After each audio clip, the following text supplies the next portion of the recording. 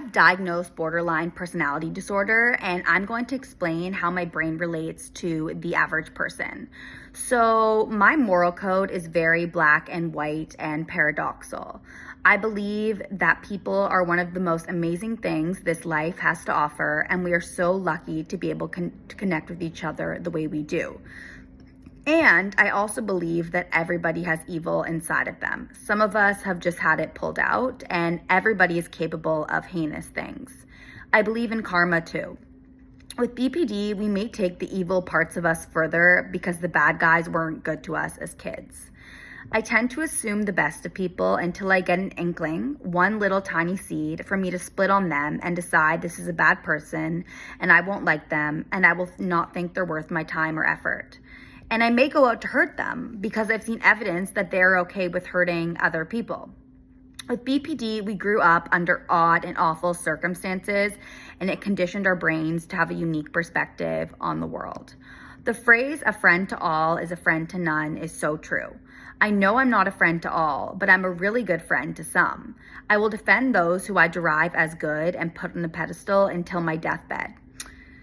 People who I love until my deathbed are usually people who have been through a lot.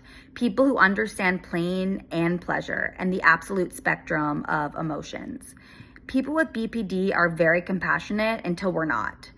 If we're not compassionate towards you, or we're yelling or becoming violent, there's no excuse for that behavior. However, we don't do things without reason. People with BPD see others for who they truly are, and a lot of the times we're right. There's been studies on this. We can detect a change of emotion at 30%, where the average person can detect a change of emotion at 70%. We are so perceptive and exceptional at reading people. I also believe I should trust people when they show me who they are the first time. BPD makes us vulnerable, and we are more likely to be abused than to abuse others. However, we will abuse other people if we need to, and then we do feel very sorry. When I abuse my loved ones, I'm not proud, believe me.